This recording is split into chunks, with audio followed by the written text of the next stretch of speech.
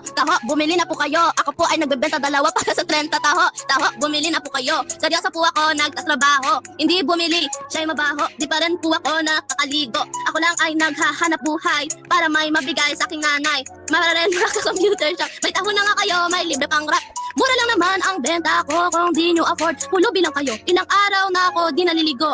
Das naligo ko noong linggo. Bumili ng taho, raramihan ko sago. Masarap ang homemade taho ko. Awa! Aw! Aw! Aw! Aw! Awa! Aw! Aw! Aw! Ganda pala tong lalo na to. Naka...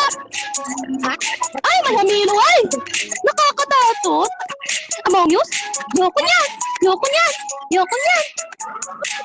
Ibang-iba, pagbatang ina. Dami na nila nang nalait sa akin pero wala ko pakialam. Dami nga nila mga basher ko pero wala sila supporters ko. Akala mo na